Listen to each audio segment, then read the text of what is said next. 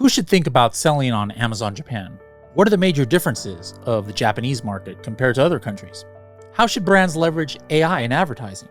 What are some cool Japanese travel hacks? This and more on today's episode.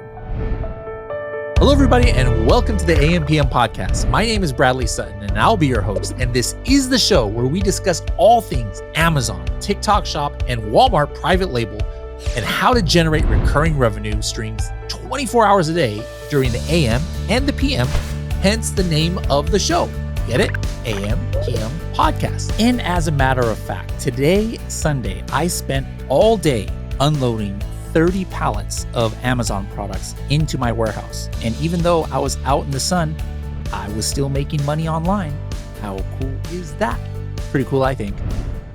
All right, guys, for the first time on the AM/PM podcast, at least, I've done this on the Serious Sellers podcast, we are recording somebody who is coming to us live and direct from Japan. And thus, I've got some special outfits here. Got my Hokkaido. This is I think this is Nippon Ham Fighters, right? Yeah. But this is out. You can't see it, but there's a signed by Shohei Ohtani. Somebody got this for me. Brandon Young actually did when I had a heart attack a few years ago. Gave this as a get well thing. Signed Shohei Ohtani, and then also I have some symbolism here with my hat. There's a big P on it. I think this might be the Padres, who I hate, but I consider this P for Pacvue. And Nate, you've got a special hat on. Explain the significance of that one. Yeah, I've got my Helium 10 hat on right here with the Yes, H and the HT. T. But that's also a Japanese baseball team, right? Also, yeah. So this is the Hanshin Tigers. They're over in near Osaka, and so I look a lot like a former baseball player that they had, Matt Merton. So we're gonna show for the people watching this on YouTube up on the screen here pictures of you guys side by side. It's very the resemblance is uncanny to say the least. But you've actually taken that to another step. What have you done based on that resemblance? So I used to stream on Nico Nico Doga here in Japan. And what would happen is random people would come into my stream and they'd be like, "Oh, Maton." And I'm like, who's this Maton guy, right? And so they're like, "You look just like this professional baseball player for the Hanshin Tigers." And so I'm like, "Oh, well, I really do." So I ended up buying like his uniform and his hat and was like, "Okay, this is fun." So fast forward, a couple months, I moved to Tokyo, and my friend is the MC of the Seibu Lions, which is another professional team. And he says the Hanshin Tigers are coming into town. Like, you want to do some kind of skit with me and we'll throw it up on the Jumbotron in the stadium and stuff. I'm like, yeah, sure. And like, that was all the planning that we did. And so we get there, and he's like, hey, Martin. And, we're like going through this stuff. And then the cameramen, because they're professionals, they get the real, Matt Merton on there and me. And we're just like doing the Spider-Man meme kind of thing. Like, who's this guy? Who's this guy? And then that ended up getting picked up. There was a director for Going Sports, which is like a Japanese ESPN kind of show. And I get a direct message on Twitter. Some guy found my Twitter account. He's like, "Hey, do you want to be on Japanese TV?" Like, I'm like, "Yeah, sure, whatever." So they end up giving me like a press pass. I go to a Yokohama Bay Stars game this time with the Tigers. They take me in like the back way, and like I actually meet Matt Merton, and we're like, "Oh, this is pretty weird. We look so similar." And it's kind of even more weird that they're going to throw this on Japanese TV. We're like, who cares if someone looks like it?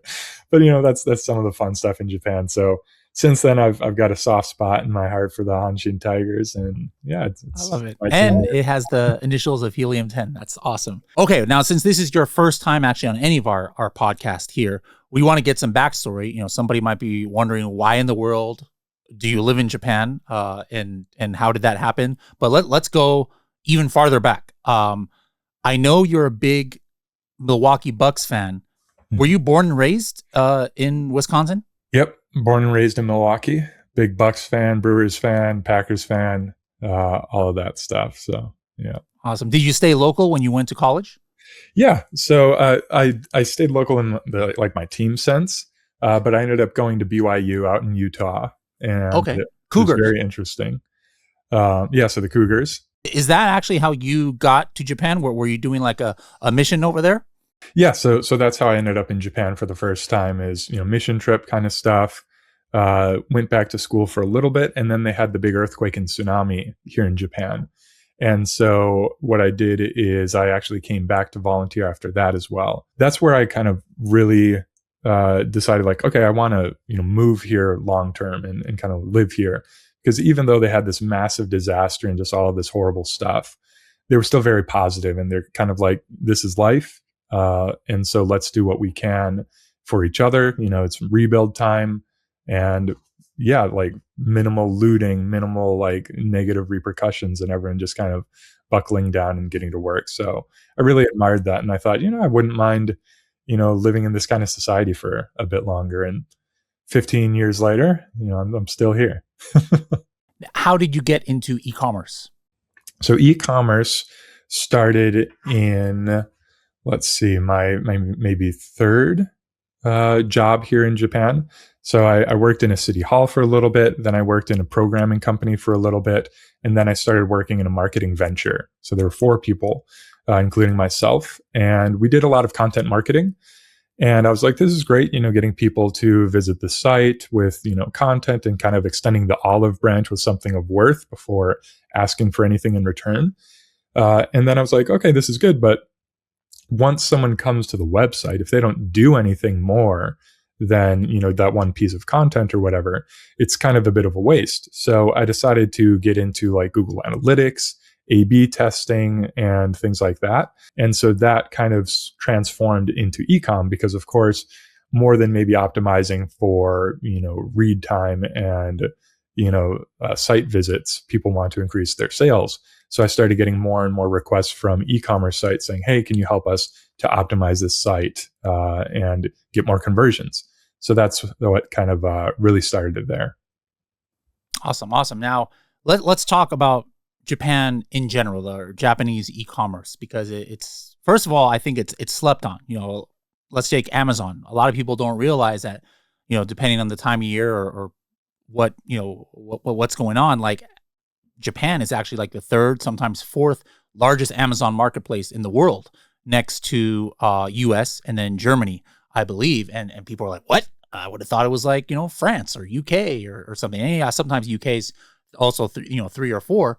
But what are some of the differences about Amazon in Japan, e-commerce in general? Is Amazon the biggest, e-commerce? Like, for example, in Mexico, you got Mercado Libre and stuff like that. And in Poland, there's another bigger one. What's the big one in Japan? And give us the lowdown.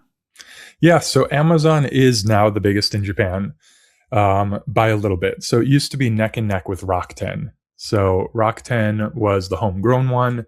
Amazon entered the market a little bit later, and then their logistics are what really put them above and Prime and all of that. So now Amazon is starting to lengthen its lead, maybe a bit due to like their advertising solutions being a bit more advanced and other things. But Rakuten is still a major player. It's not that far behind, and they're really starting to gear things up as well. So those are the big 2. Then you do have a fairly steep drop off to number 3 with like Yahoo Shopping, and then you'll have specialized ones like Zozo for clothes. You'll have like Bic and Yodobashi Camera for electronics, and like Q10 for beauty and things like that. So it's fairly diverse once you get out of those big 2, but those big 2 account for a massive amount of the overall e-com here.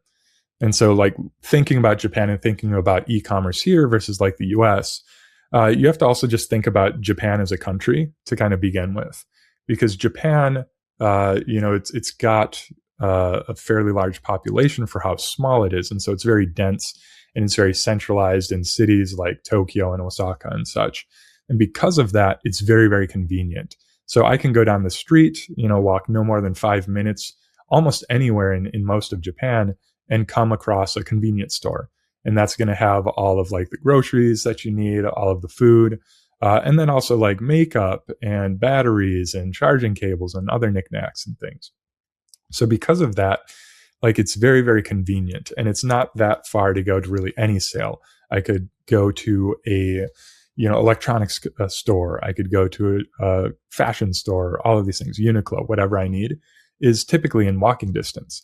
And so because of that, like the big convenience of e-commerce isn't as stark in Japan as it is in somewhere like the US, where if I wanted to go to these stores, I got to get in the car, maybe drive 30 minutes to an hour and, go through this massive store and everything. So that makes e-commerce at a bit of a disadvantage in Japan. But that's not to say, again, that it's not big. And as you mentioned, like Amazon now, top 3 worldwide coming from Japan. And what's very interesting then is, again, thinking about the differences is back when I was doing like conversion rate optimization and all of these A/B testing and things, it was very interesting to see kind of the behavioral economics behind the Japanese mind versus the Western mind. So yeah, what I like to do when I was doing, again, conversion rate optimization was I'd pick up Rakuten as a really good example. So here right now we have Rakuten Japan's website. And so it's from like, again, a purely Western, standpoint. There's a lot going on here. There's a lot of things kind of pulling my attention. There's a lot of text. There's a lot of information, and it's not really streamlined. But this is what works in Japan.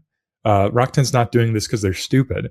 They're doing this because this works, and they do a ton of A/B testing and other things as well. And so what they had actually done when they invented Rakuten's website was they kind of copied the like classified or the advertisements page of the newspaper, and they threw it up here on the web. And so what's interesting though is you'll look here and here's like Japan's version, and then you look at like Rakuten in France, and this is much more, again, Western style. We see a lot less text. It's a lot more streamlined, more white space, things like that. And so again, they know the differences and they play to these. And it was even more stark when I was first doing that, because this is like an earlier version of Rakuten. And so you can say like, okay, where am I supposed to look? Like, what is going on here? It's chaos. And the funny part is this was also like after it got revamped. So before this, it was even more text heavy, even more distracting. Korea was the same. I remember like 10 years ago, and I was just like, how can anybody shop online in this? Like, I mean, it's not because I can't read Korean. It's just like there's no way to navigate this. But hey, people are used to it in these other countries. Exactly. And again, like Japan is an aging society. And so they were used to, going through all of those newspapers and finding the deals and going through all of this massive amount of information. And so that actually translated online with, all of these older people, starting to make purchases online then. So really interesting thing. Interesting. Now, so what's something that you think people might be surprised about who are mainly just used to selling online in, North America, Europe, etc.? One thing that surprised me when I found out how big Amazon Japan was I would think that, okay, there's going to be high advertising cost per click, but it was like dirt cheap, compared to Europe and Amazon. What are some things that might surprise the average advertiser who's used to, maybe selling online, North America, Europe, etc.? I know one thing that was surprising for me about Japan was, when I found out how big of a marketplace it was, I was like, oh, okay, yeah, it's probably going to be pretty expensive for cost per click and advertising. It was like dirt cheap, compared to what it was in US. Is it still that way? And then what are some other things that you think might surprise people out there?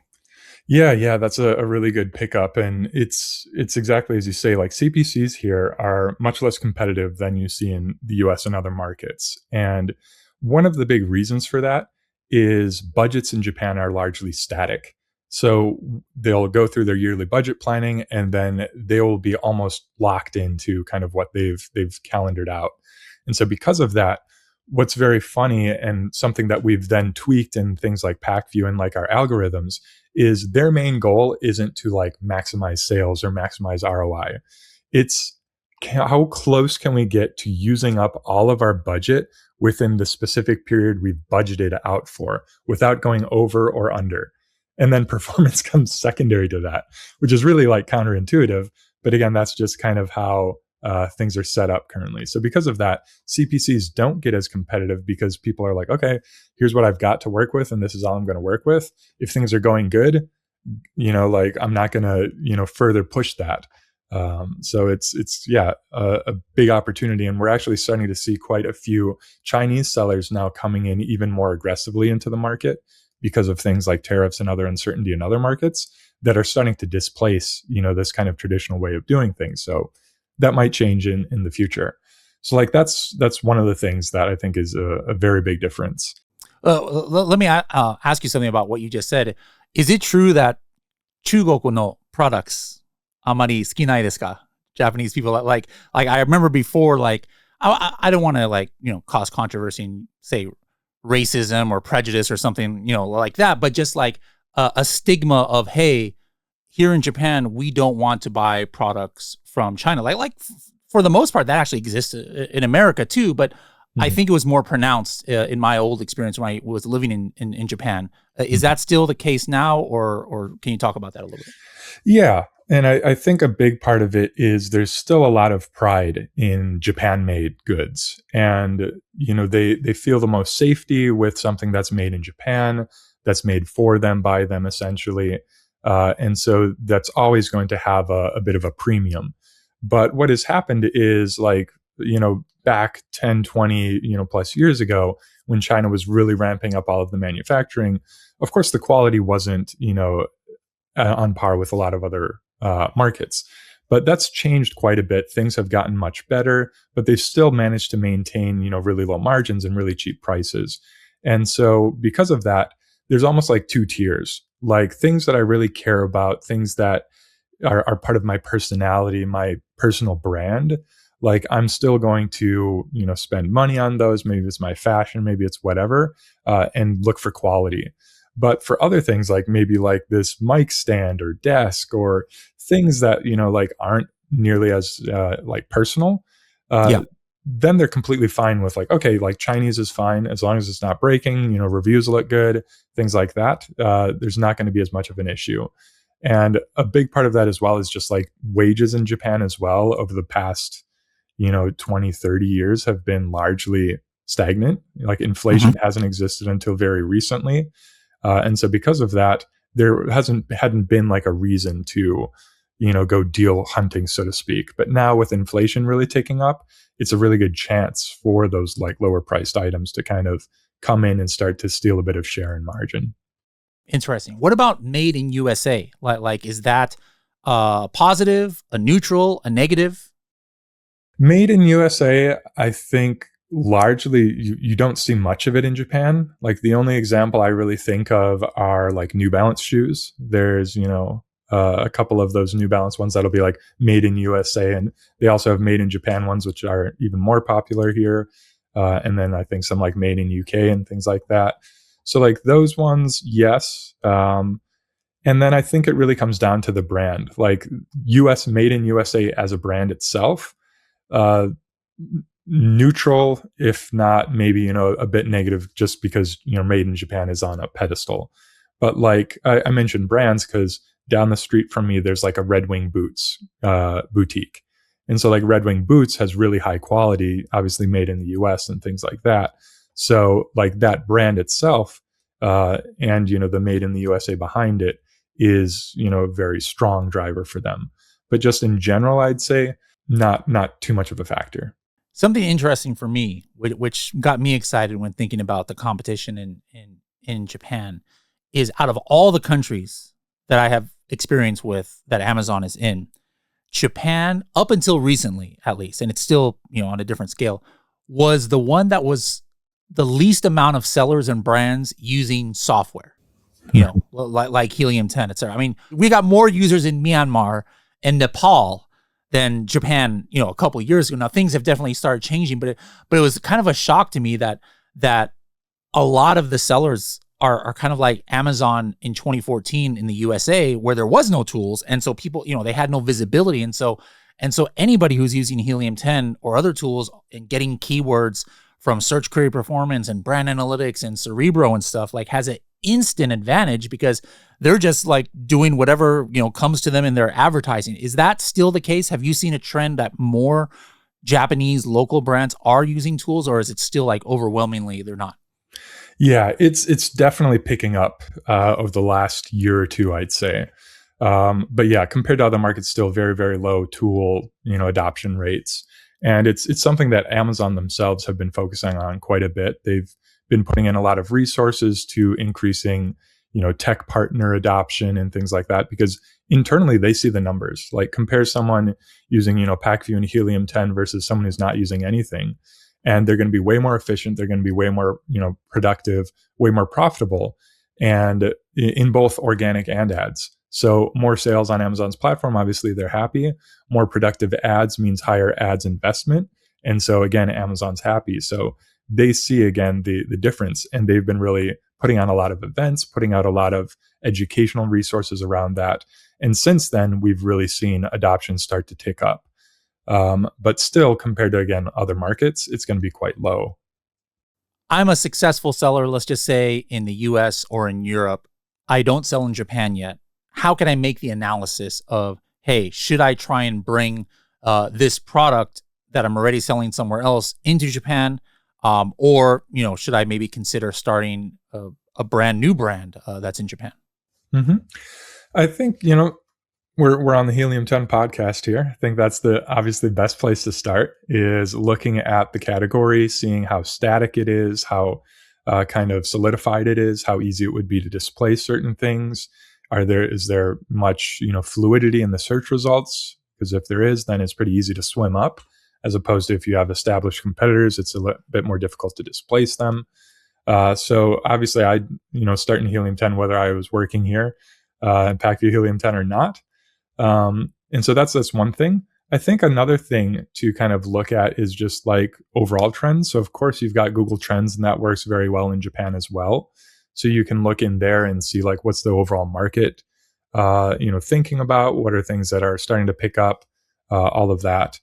And other stuff, I think, like, do you want to, keep the same brand or launch a new brand? Again, one of the nice things about keeping the same brand is you can keep your same reviews. So you can get those auto-translated, so you're not starting from zero. And really, at the end of the day, like whether you're coming in with your brand or a new brand, it's going to be new to the Japanese market generally. Because again, there's so much, disparity between the amount of information they're able to access due to language barriers, which again is another reason why tool adoption has been lower, is, primarily the content we're putting out is not in Japanese, and all of the word of mouth is going to be in mainly English and other languages. So there's that barrier. So again, whether you're going with your current brand or a new brand, it's going to be same in that effect, but I would lean towards going with the same brand. And the reason is then you can still tell the story of your brand. And that's one of the big differentiators between some random, brand that pops up with a bunch of garbled characters for the brand name, and it's just, a cheap, maybe dropship kind of thing. If you can talk to your brand, talk to the story, the history behind it, that resonates with Japanese consumers. They care about the story. They care about the details and the kind of refinement that goes into that. So even if it's a new brand to the Japanese people, if your brand's been around for a while and you can talk about that story, that'll give you a leg up over the competition for sure. Cool.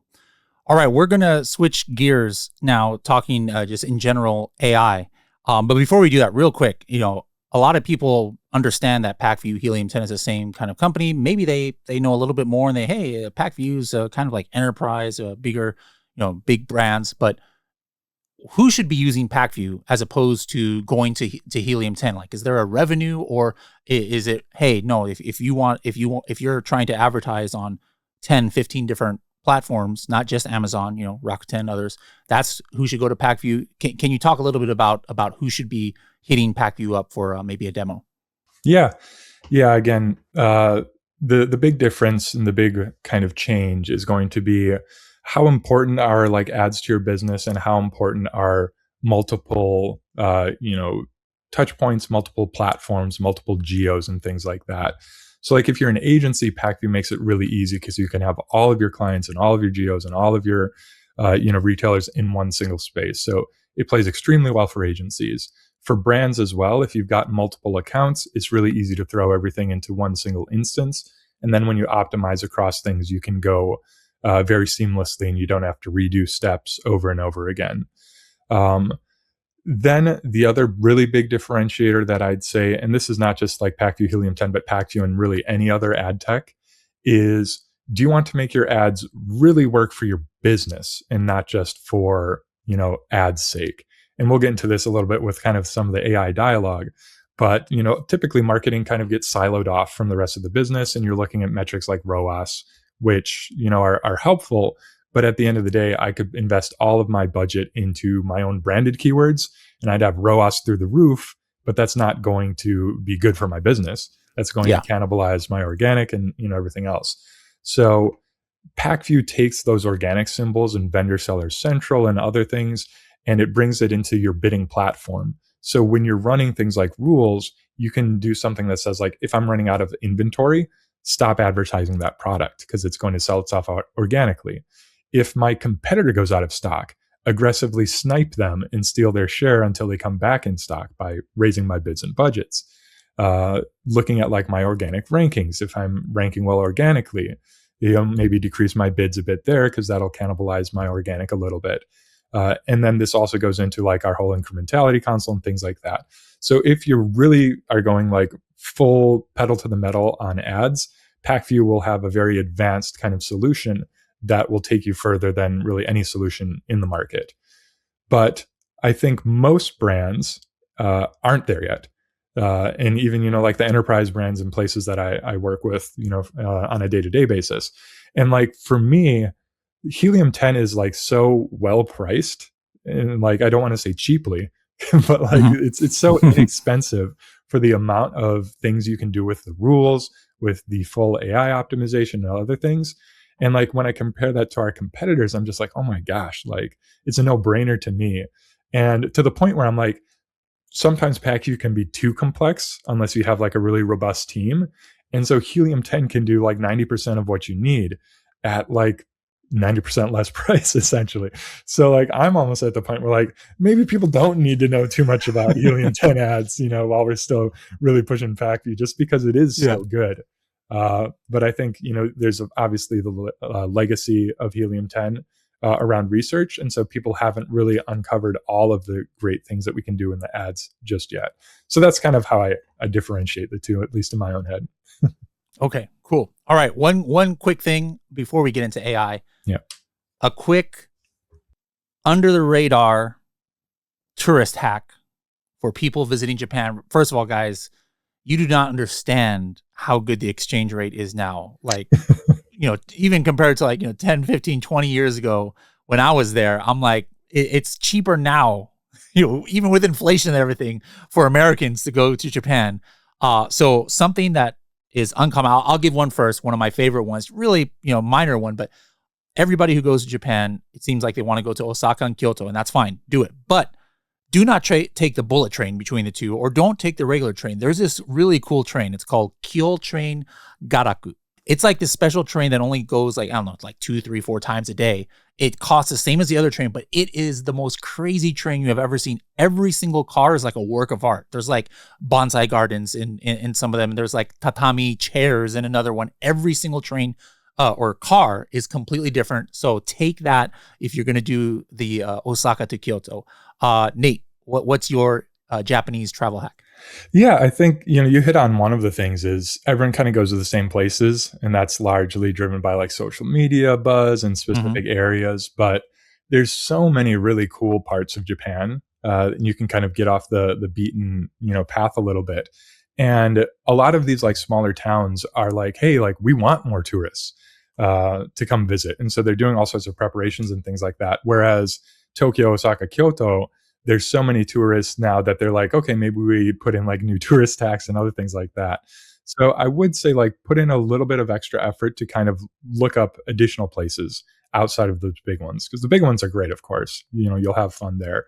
But I think to really experience Japan, if you get off that beaten path, that's where you'll kind of really fall in love with it. Because the first places I lived in Japan were northern Japan, like again, Tohoku region. And it's so different. It's almost like a different country, compared to Tokyo. But the people were so kind. The food was fresh and, so good and so cheap. Like everything's also much cheaper outside of Tokyo, Osaka too. So like, yeah, just if I were to give like maybe a recommendation on a specific spots, maybe try like Aomori and maybe try Yamagata. Those are like two of my favorites in northern Japan. And eat the apples in Aomori, guys. I Oh used my to God, live in Aomori back in the day. I it's just so went good. there for the first time in like 15 years, a couple of months ago, and the apples was as good as I remember. They're so good. And like they get massive. Like I've seen apples literally this big as like a cantaloupe. And I'm like, how do you get an apple that big? And they'll have like these styrofoam, like protectors on them. And what they'll do is like they'll take those off and they'll put them on their kid's head, just like a weird hat and stuff. Super fun stuff, super charming. But yeah, like Aomori, beautiful, beautiful place. And if you go in the winter, they get the most snow like in the world. So a wild, wild trip. I definitely recommend it. Love it. Awesome. All right. Now, in our company Slack, you had posted a picture of you speaking on stage at an Amazon event in Tokyo, and then it showed like the slide of your presentation of what it was called. And can you tell the audience what the name of this presentation that caught my eye was? Yeah. So I'll go ahead. I'll throw it up here as well. But yeah, I did this presentation called AI is Trash and Will Ruin Your Marketing. So, and then how did you develop that theme there? Because I'm sure that must have raised a few Japanese eyebrows over there. yeah. So this was actually in Singapore, but the ideation. Oh, it was in Singapore. Okay. Yeah. The ideation came from an event I was at the week before in Japan. So I was in southern Japan, and there was this event that I was attending that I usually go to each year. And I was just getting really kind of annoyed at all of the AI presentations, as we kind of all are with the delusions going on. And so the thing that was really bothering me was everyone was just taking like a Claude API, an OpenAI API, and then connecting it to just an HTML front end and being like, look, I made this advanced AI web app. And it's like, no, you're literally just asking Claude or OpenAI. You're not doing anything on top of it, not making it interesting. So I was getting more and more, annoyed as the presentations go on. I'm like, I'm on stage next week in Singapore. Like everyone's talking about AI. I might as well just like, it's my first time at this event. We're not as well known in Singapore. I might as well just, have a little fun with it and see what I can get away with. And marketing did sign off on this. Like they're like, yeah, let's just try it out, right? So the fun part of working at Pacvue Helium 10. And so I was like, yeah, AI is trash and will ruin your marketing. And so the fun part from this is this event had 3 breakout sessions at the same time. Like there were 3 tracks essentially. And so I had my presentation, there were 2 others, and I had heard from the operators afterwards that like my session ended up being too popular to the point that the other sessions didn't have many people show up. And, they were a bit upset that obviously, they're not getting their money's worth for sponsorships and things like that. So yeah, so you can learn how to make a good, eye-catching theme, guys. If don't complain. I love it. That's great. Yeah. And so like what, I mean, obviously, we all use AI. We use AI at Helium 10. We use AI at Pacvue. In our tools, we've had AI in it for 2 years. So just AI in general obviously is not trash. But what in particular are the things, other than just, hey, people throwing up random Claude things and saying that this is some amazing, vibe coded app. How else can and is AI perhaps hurting brands out there? Yeah, I think maybe before we get into like the hurting part, I just want to emphasize as well, like this was clickbait. Like I'm not a Luddite. I'm not like anti-AI or anything like that. And so there's tons of really good applications like, writing the, content, generating images. All of these things are very, very useful. Where it gets really difficult and where it gets to be a bit of a kind of pitfall is specifically in like ads automation and ads optimization.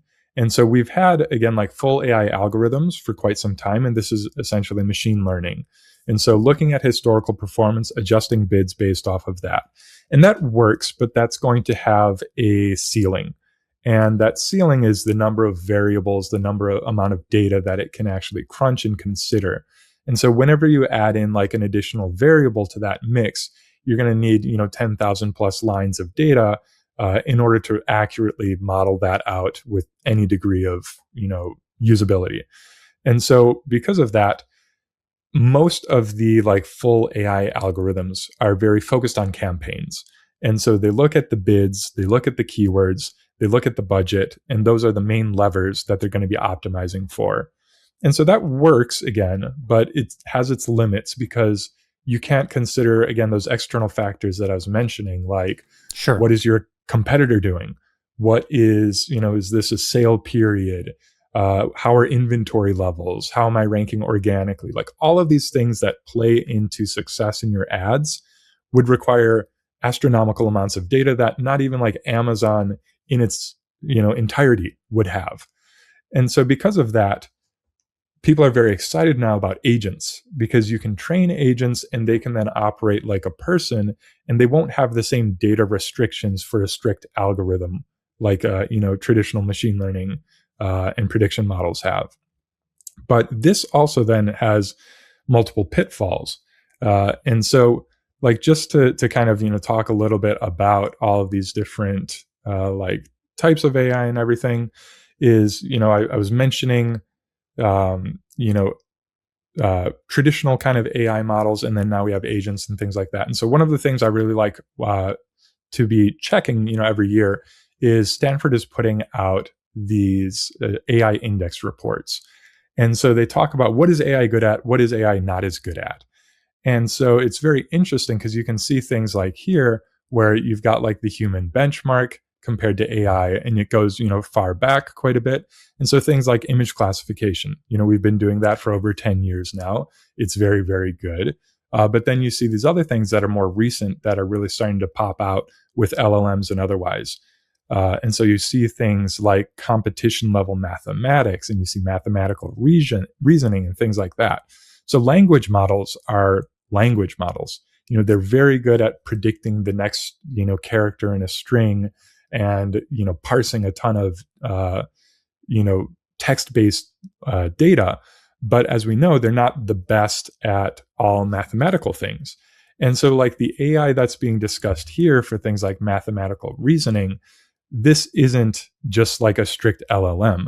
These are mixture of experts models. So having models that have different things that they're really good at, things that they're not as good at, and kind of combining those together to cover each other's weaknesses and things. And so I'm scrolling down here because this is one of like the slightly clickbaity, things that Stanford did. But they said like AI models can win gold medal at international mathematical Olympiads, but still can't reliably tell time. And so they were able to get, a gold medal in the math Olympiad, but 50% of the time they couldn't read an analog clock correctly. And you see things like this all the time. Like how many R's are there in the word strawberry was one that was, buzzing for quite some time. And it's like, oh, there's two. And then it's like really gaslighting into like, oh, there's two. It's two. They're like, no, there's three. Like, what's wrong with you, AI? Like, why are you so stupid? And so again, there's things that it's very good at and things that it's not as good at. And so what you need to do is you need to take the things it's good at and then give it tools to solve for the things that it's not as good at. And so the way that like this, Gemini DeepThink works is it's able to code, it's multimodal, so it can, understand images, text, sound, all of these things. And since it's able to code, as it is crafting these proofs and mathematical, ideas, it's running simulations that it writes itself in, Python or other code bases in order to validate and really crunch the numbers. So it's not strictly like a language model. And when you're asking just like ChatGPT or Gemini or Claude, it's also, trying to tap into some of these things, but it's not nearly as advanced as this. And so at the end of the day, an AI is only going to be as good as the tools and data that it has access to. So many people are like, oh, I'll just throw everything over to Claude, have it crunch it, and then, set accordingly, and I'll be good.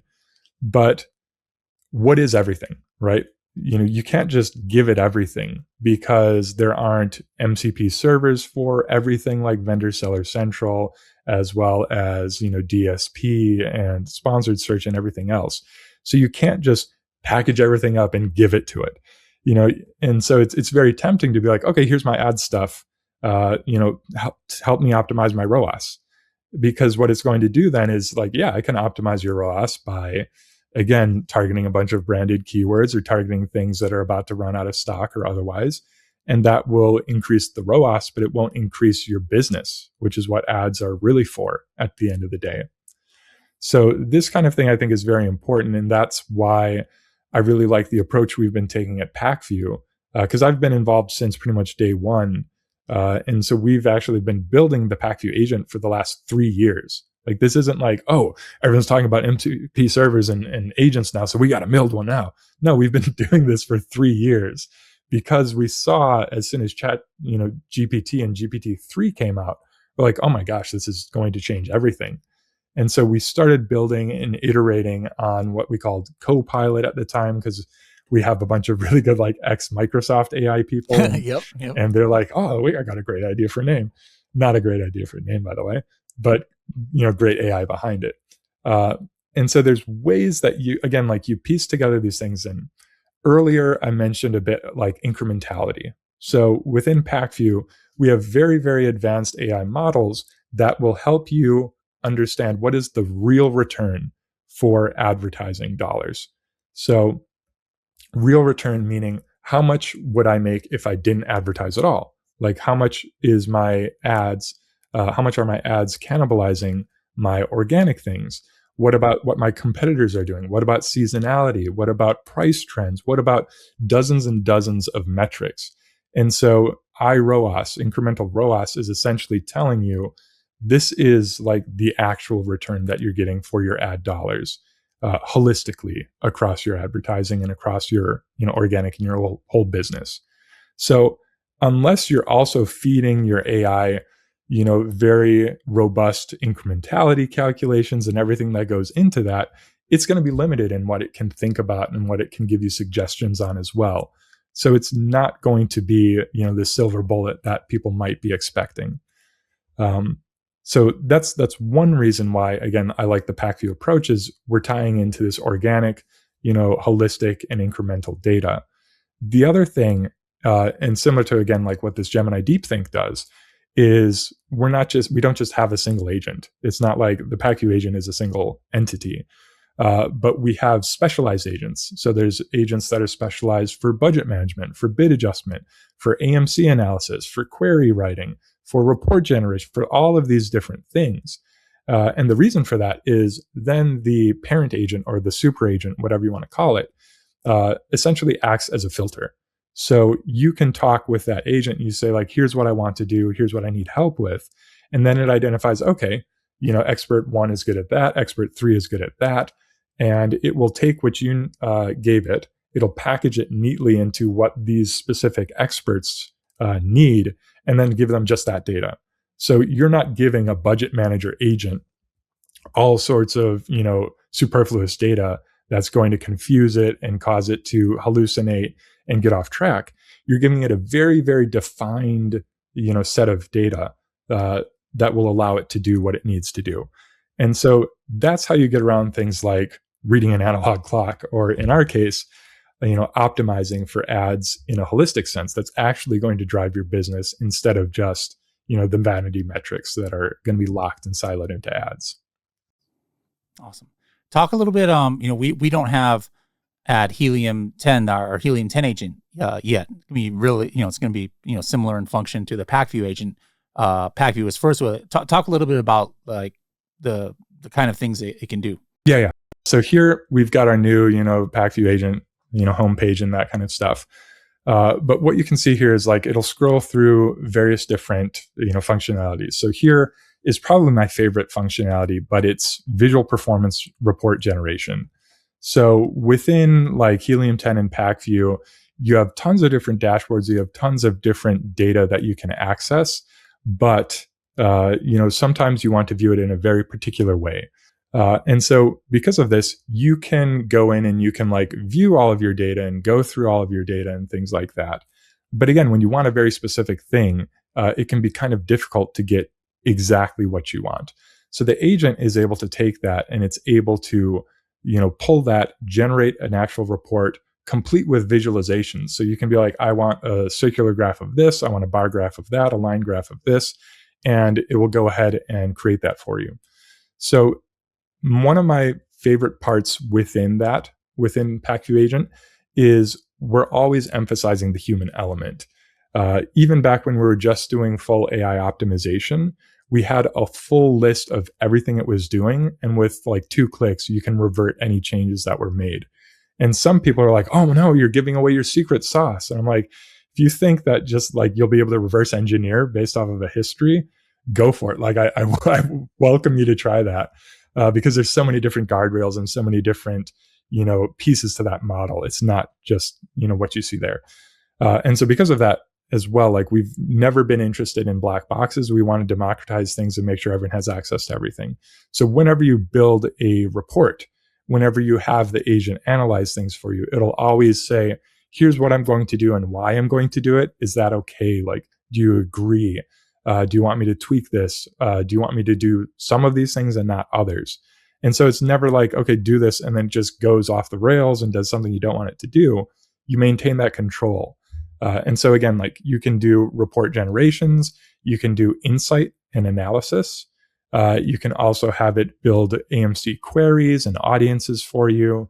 It can teach you about how to use Pacvue, because again, it can be a bit complex at times, and all of these different things. So again, very, very helpful, but it still keeps that human element. And so instead of replacing humans now act as a team member, and rather the agent acts as a team member, and you can be like, hey, I'd like you to do this for me. And it'll confirm and then do them for you. All right. Well, Nate, let's go to some of this. Thank you very much for your time. Appreciated for you to, give us the lowdown on all things Japan travel hacks to selling in Japan to AI and everything in between. I look forward to seeing you again over there in Japan. I'd like to go to that coffee shop you took me the last time I went. And thank you very much. And we'll see everybody else in the next episode. Sounds good. Thanks, Bradley. Thanks, everyone.